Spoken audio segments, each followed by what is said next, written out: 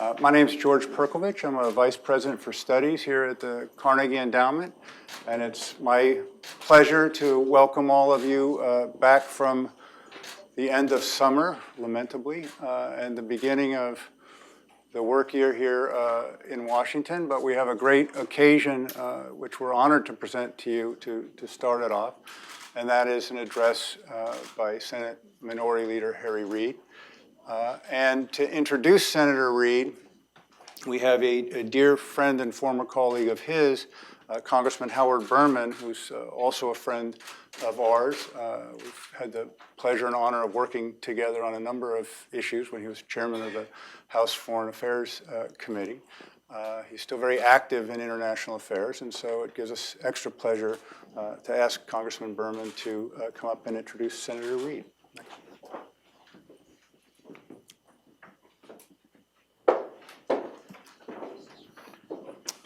Well, thank you very much, George. And just before I introduce the speaker, I just want to let our hosts know that, the hosts at Carnegie, that really how incredibly valuable your work has been to me during the 30 years that I was on the House Foreign Affairs Committee.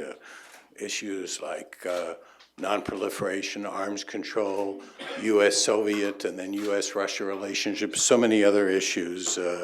Your writings and your testimony, our conversations really helped shape my own outlook on a lot of key foreign policy issues. I owe you a lot, and a real special shout out to the brave people these days who are running your Moscow Center. Whenever I brought a group of members of Congress with me, never went to Russia without stopping there to get the analysis on those issues. But in any event, I am very honored today to be asked to introduce your speaker, who's been my friend for 33 years, Senate Democratic Leader Reid.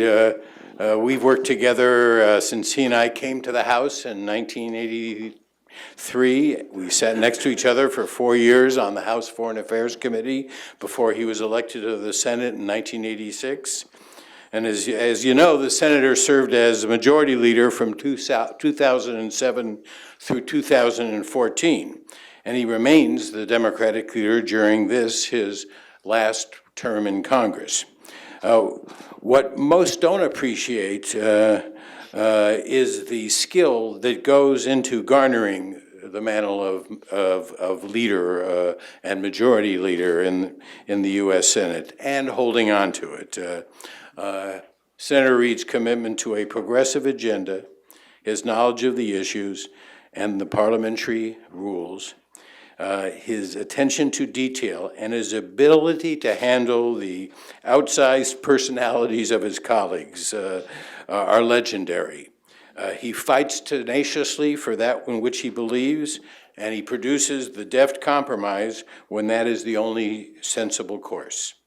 And relevant to the discussion this morning, Senator Reid, during all his years and to this day, has given very special attention and focus to the U.S.-Israel relationship, fighting as strongly as anyone in the Congress for the survival and the security of the State of Israel. He, like I, believe that support for the Joint Comprehensive Plan of Action is not only in America's security interest, but it is in Israel's security interest as well. What's not well known is that the critical strategic work that then Majority Leader Reid played from 2009 through 2012 in ensuring that biting, far-reaching sanctions were enacted and were done so in a way that maximized President Obama's ability to put together a far-reaching international coalition in support of sanctions. He wasn't the author of these sanctions bills. His name doesn't appear in the newspapers and the discussions about him. But he was seized with the critical importance of preventing Iran from having a nuclear weapons capability and devoted great time and leadership to making this happen. It's not often a House member gets a call from the Senate Majority Leader to discuss legislative strategy on a bill not authored by that senator, or makes himself readily and easily accessible to a House member to ensure a positive outcome. On this issue, Senator Harry Reid led, not in name, but in taking the steps that only a majority leader can take to ensure that the effort was successful. I'm very proud to introduce Senator Harry Reid.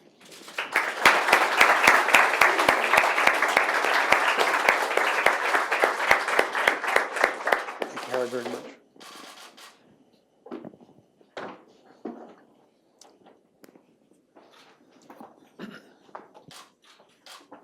Well, we're going to try a little experiment this morning. As some of you may know, I hurt myself on January 1st and basically blinded myself in one eye doing my exercise. As Senator Mikulski said in our first meeting when I came back to the caucus, she said to everyone there assembled, "I told you, I've said it all my life, exercise will kill you." So anyway, here's the deal. I can't see out of my right eye, but it does let light in. So I got some new glasses, and we're going to try for the first time. I've got a new pair of glasses. We'll see how it works. And the light here seems to be just about right, so if I have to go back to my dark glasses, you'll know why. So, Howard, thank you very much. Howard and I are friends. We always will be friends. We bonded as freshmen in that very large class that Tip O'Neill had to deal with way back in 1982. He's a superb legislator.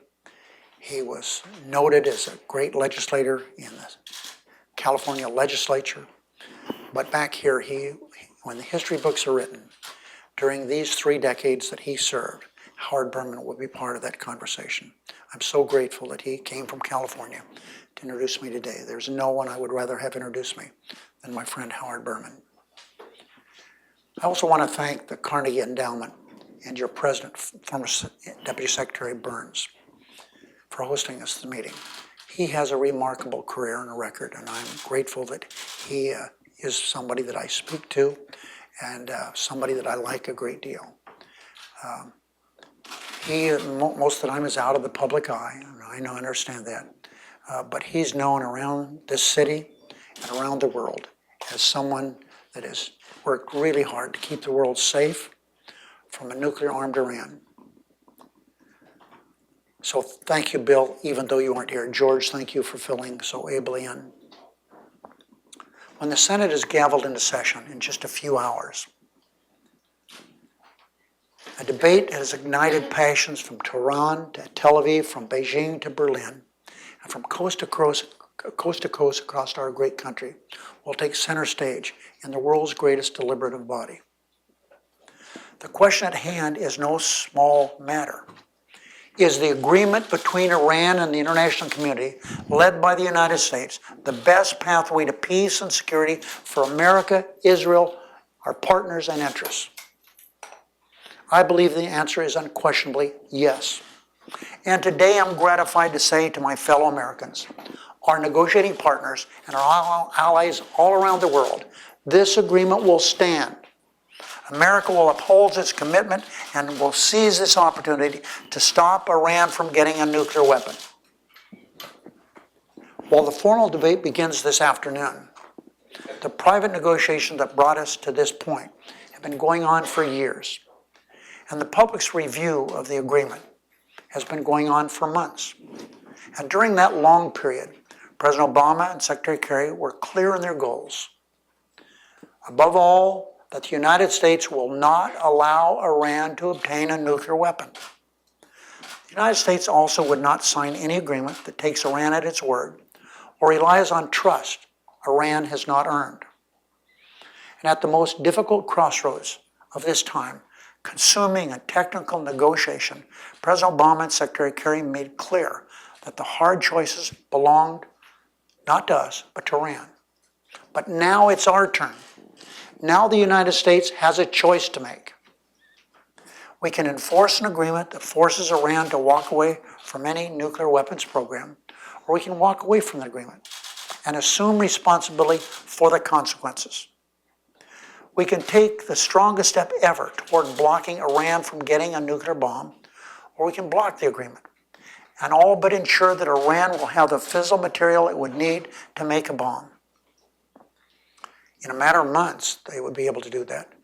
But we can't have it both ways. Make no mistake, blocking the bomb and blocking the agreement are two distinct choices that lead to very different futures. I spent a lot of time talking, listening, and thinking about the various elements of this agreement. And so have my colleagues. I've heard from nuclear scientists, the intelligence community, military leaders. I've listened to diplomats and experts. I've been briefed by Secretary Kerry and Undersecretary Sherman, by Secretaries Liu and Moniz, who, by the way, is this brilliant nuclear physicist who knows almost more than anyone else of the reality of this threat, the science behind the agreement, and the agreement itself. I've heard from ardent supporters and passionate opponents. I've talked with Nevadans from all walks of life. I've spoken with Israel's leaders, Prime Minister Netanyahu, Ambassador Dermer, and I've read the text of this long agreement, and I've read it very carefully. In all my years, I cannot think of another debate with so much expertise, passions, and good faith on both sides. It's clear to me and to the overwhelming majority of my caucus that this agreement gives us the best chance to avoid one of the worst threats in today's world, a nuclear-armed Iran. In fact, I believe the agreement is not just our best chance to avert what we fear most. I fear it is our last best chance to do so. Before I explain why, let me first acknowledge some of the people who helped us get to this historic moment. I mentioned President Obama and his cabinet secretaries, who achieved a remarkable diplomatic breakthrough. I also want to acknowledge my colleagues, led by Senator Bob Menendez, who helped set the stage for those negotiations by rallying the Senate and the world behind sanctions that brought Iran to the negotiating table. I also acknowledge Senators Cardin and Corker for their leadership. They did a great job. The legislation they wrote created the process to review the agreement in Congress. I support this agreement, and the United States Senate will support President Obama's veto of any effort to undermine it for two simple reasons. Number one, this agreement will do a tremendous amount of good. And number two, blocking this agreement would lead to a tremendous amount of bad outcomes. The bottom line then is this, that enforcing this agreement will prevent the things we most dread. Freudian slip. Oh dear. There's a few thugs in there, I'm sure of that. But undermining it would permit these very same dreadful consequences. And those consequences are in fact totally unacceptable. We all recognize the threat Iran poses to Israel with powerful weapons, hateful words, anti-Semitic smears, and pledges of Jewish state's destruction. No one can underestimate this menace, and no one should dismiss how much more dangerous Iran would be in this regard if it were to have a nuclear bomb. We also recognize the threat of the Iran Revolutionary Guard Corps, the threat from Iran's support for Hezbollah and Assad, of Iran's brazen and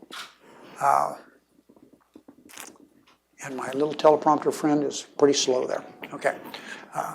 Of Iran's brazen human rights violations toward its own people and the Americans it holds political prisoners, and of course, those who have disappeared. We recognize the danger that Iran poses to our allies, our interests, and our own troops. And, of course, diplomats serving around the world are at peril every day of their lives. In the Middle East, certainly. No one is blind to the threat Iran poses. But again, No one should forget that Iran would become a threat of an entirely different magnitude if it were ever to have a nuclear weapon. I can't think of a single challenge in the region that wouldn't get worse in that nightmare scenario.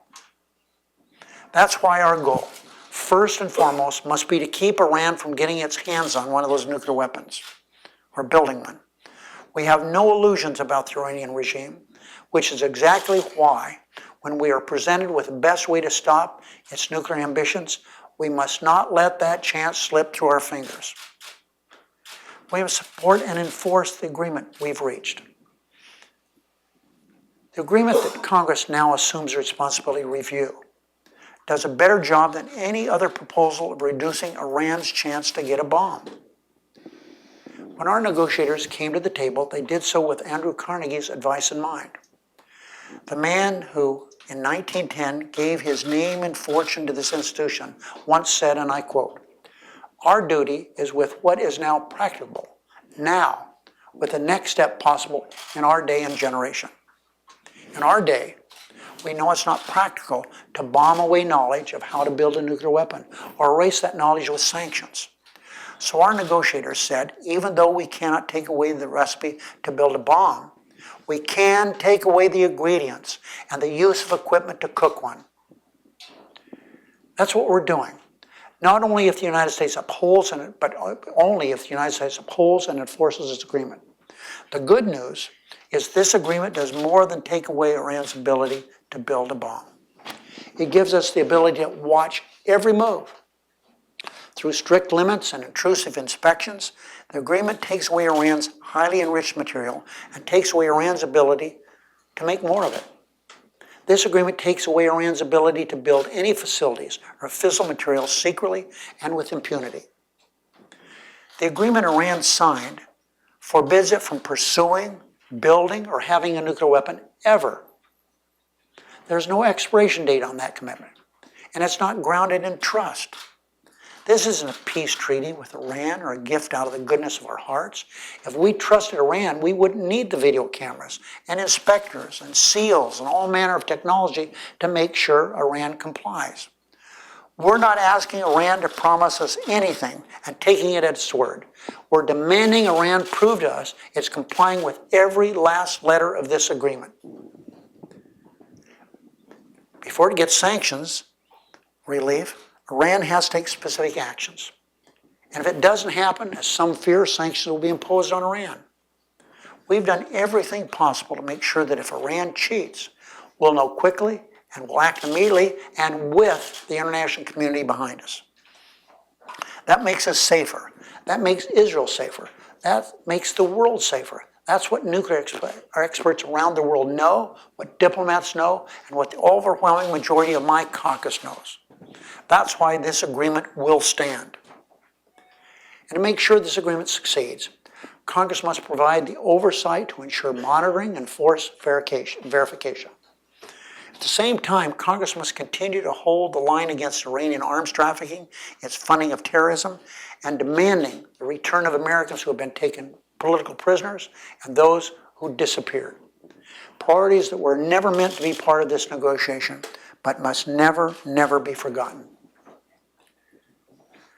This agreement offers a number of different ways to cut off Iran's path to a bomb. There is, on the other hand, one surefire way to open Iran's path to destruction, and that is to reject this agreement. As I mentioned, the second reason I support this agreement is because of what happens if we walk away from it. That would leave Iran with no limitations on nuclear weapons program and leave the United States with no leverage to do anything about it. If we walk away from the agreement we help secure, think about what happens the very next day. Iran gets to keep as many centrifuges as it wants and build as many more as it would like. Iran gets to build its stockpile of the kind of uranium and plutonium you'd need to build a bomb. Iran gets to test more advanced technologies that bring it closer to a bomb, and to do so as quickly as it wants. And when those weapons are ready, Iran gets to point them at Israel, or worse, launch them to make good on its threat to wipe Israel off the map. Iran also gets to kick out the inspectors and hide all this from the world. Forget worries about 15 or 20 years from now. All this would happen tomorrow. If we walk away from this agreement, the international sanctions regime will fall apart, meaning the tool Congress imposed to bring Iran to the table disappears from our arsenal. Sanctions don't work if it's our idea alone. The world has to be on the same page. And here's why. America doesn't do business with Iran. We haven't for decades. But other countries made their own economic sacrifices in the name of pressuring Iran, and now they want to buy Iran's oil and trade with it. So as much as we'd like for sanctions that brought Iran to the table to also bring Iran to its knees, it's only with international cooperation that sanctions actually work. Like it or not, we need our partners in this effort. And our partners have told us in no uncertain terms that the United States walks away, will walk away alone. Sanctions have isolated Iran and brought us to this moment. But if we squander it and turn our backs on our international partners, it is we, the United States, who will be isolated. And worse, we would surrender our leverage to negotiate in the future. Put it all together, what does it mean if America blocks this agreement instead of blocking Iran's pathway to a bomb? It means Iran gets more money and more impunity to develop a nuclear weapon. It means we get far less scrutiny and far less security. It means we'll have to put ourselves at a disadvantage at the very moment we let Iran become more dangerous. Of course, we still have the military option. President Obama has made crystal clear that's a fact. But military strikes cannot solve this problem nearly as effectively as the solution before us today. Clearly, a military option could also come with significant costs and risks for both Israel and the United States. After all, that's why diplomacy is our first resort and military option our last resort. That's why I believe blocking the agreement would actually achieve the opposite of what opponents intend. Instead of being tougher on Iran, voting against the agreement is a vote against a smart international sanctions regime, against inspections, against any international requirement that Iran backs off its nuclear program in any way. Blocking this agreement pushes the Iranians closer to a bomb rather than pushing it farther away. That's a fact. General Brent Scowcroft, national security expertise who served 4 Republican presidents, said we would be sowing further turmoil in the Middle East rather than seizing a chance and responsibility to stabilize it. That would be a tragedy of our own making, one we cannot allow. I respect greatly the concerns I've heard about what this agreement means for Israel. I believe this agreement makes Israel safer, and in no small part, that's why I support it. Over my decades in the Senate, my support for the safety and security of the Israeli people has been at the core of my views on the Middle East and national security of the United States. From the Bonds for Israel dinners I attended 50 years ago with my girlfriend, to the history of my own wife's family, my support for the state of Israel and the Jewish people has been personal and unimpeachable.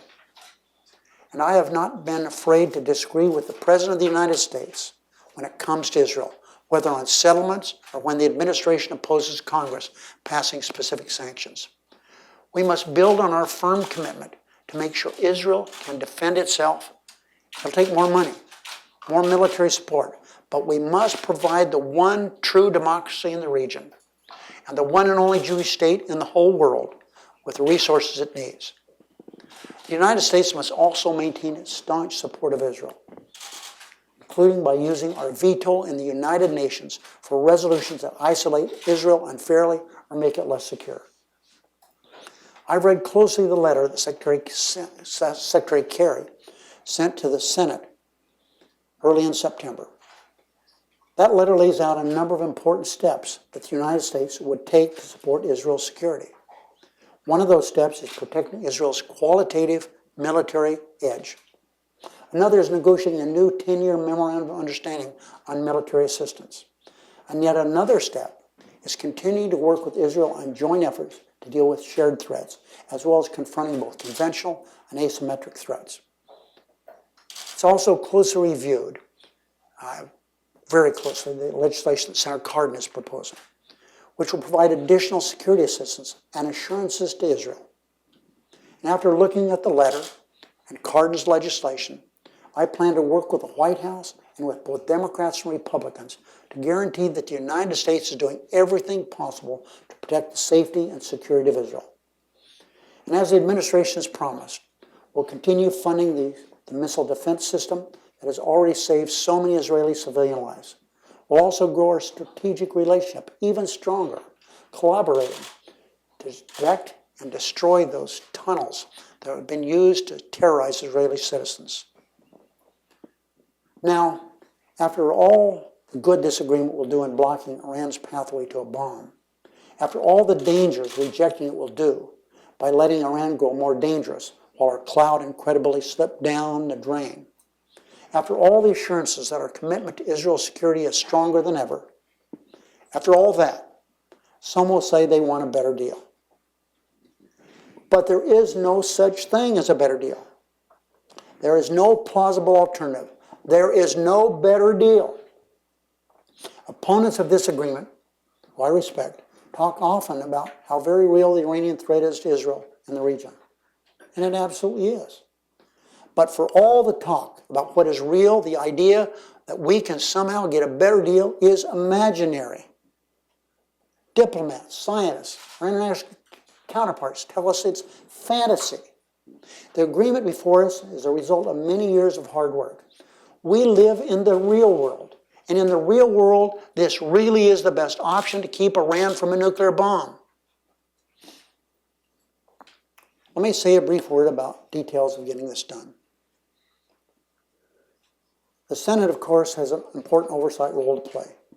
When we voted nearly unanimously for the Iran Review Act, we voted to give the Senate that role. We voted to consider three possible outcomes: no action at all, a resolution of approval, a resolution of disapproval. It's absurd to argue, as some are doing now, that by voting for a process with three possible and very different outcomes, senators somehow obligated themselves to vote to advance a specific outcome. We did no such thing. I hope we can avoid the usual and unnecessary procedural hurdles. Democrats have already agreed to forego our opportunity to filibuster, and I've offered Senator McConnell the chance to go straight to a vote on passage of the resolution. But of course, as he's noted many times in the past, everything of importance in the Senate requires 60 votes. So passage will require 60 votes. There's no precedent in recent history for an issue of this magnitude getting consideration in the Senate without having to secure 60 votes.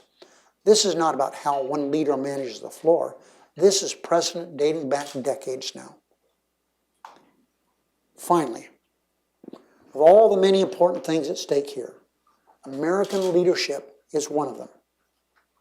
After convening our international partners in common cause, rallying the world behind tough sanctions, after negotiating and negotiating and negotiating and negotiating some more, the way America acts now will inform the way we're viewed on the world stage and the credibility with which we can negotiate in the future. If America reneges on this agreement, we will lose more than the compliance of our adversary. We will lose the confidence of our allies. America led the negotiations to stop any Iranian nuclear program, and now it is time for Congress to reaffirm America's leadership by supporting this agreement. We cannot and will not allow Iran to have a nuclear weapon. Neither the United States, nor Israel, our Gulf partners, or a volatile Middle East, or anyone in the world can take that risk, that danger.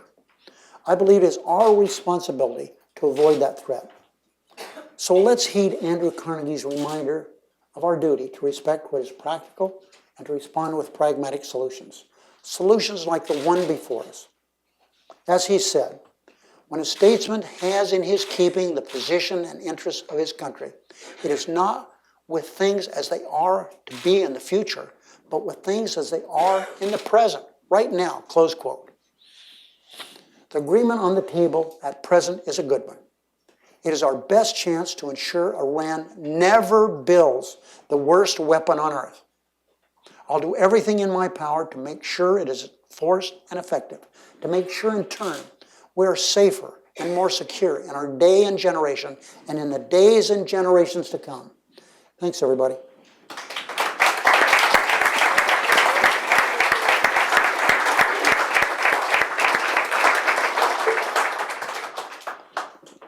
I have to build some better glasses here.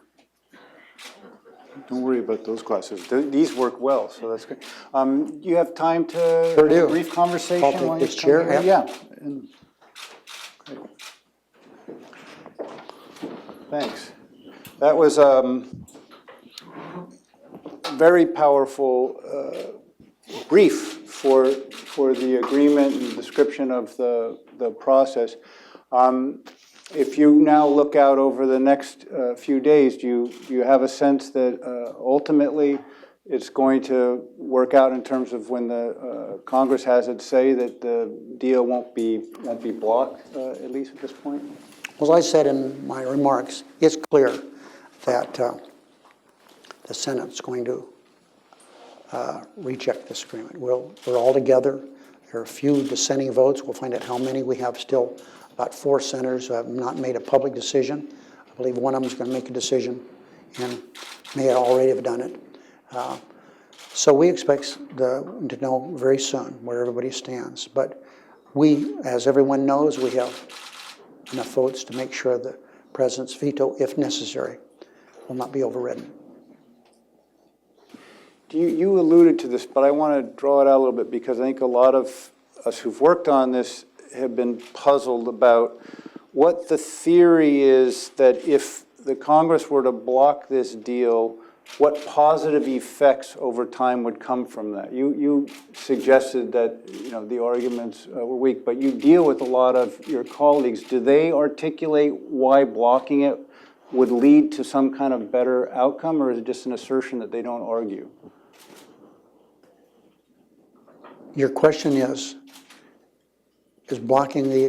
In other words, do people who want to block it actually give you detailed arguments? The reason it's confusing is this is a resolution of disapproval. Right. Okay? So... Right, but the idea... We will block that. Right. Okay. But the argument of, and the whole process is basically for those who want to block the agreement going forward. The JPCOA, and so Well, but as I said, we have 3 choices: to do nothing, right, to approve it, or disapprove it. Right. Those are the choices. Right. And I think those of us who believe that we should not approve this proposal is one that recognizes that if we do, as I said in my remarks, we're alone. In the world community, we're alone. Sanctions will no longer be effective. We'll be able to have some sanctions, but we learned a long time ago that our doing it alone doesn't work. And that's why we made some sacrifices in blocking this agreement economically, but other countries made significant sacrifices also. And as I indicated here, they want to begin trade relations with Iran. It's a country of 50 million people. There's potential there. And that doesn't take away from the fact we got a lot of work to do. This agreement that we have, the opportunity to affirm, does nothing but stop Iran from getting a nuclear weapon. That's the purpose of it.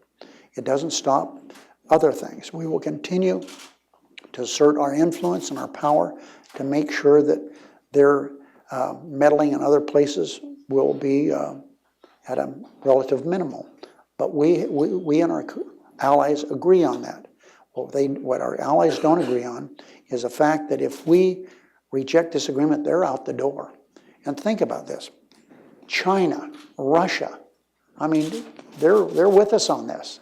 So I think that we should quit while we're way ahead. There's a theory, and this has to do with leverage in a lot of ways. There's a theory that some say, which is, okay, even if the rest of the world starts doing trade with Iran, because the U.S. economy is so important, we have national sanctions that can block other companies from other countries from doing financing through the U.S. And with that leverage that's the U.S.'s alone, we can somehow impose our will on others to go along. And I guess my question is But even George, if that's George, true, we tried that. Right. We tried that, it didn't work. Why do you think that was important that we had the countries involved in the negotiations? We needed them, otherwise it's meaningless to us. A lot of this money is held up in banks, not all our banks, other banks around the world. And yet we tried that alone, I repeat, it didn't work.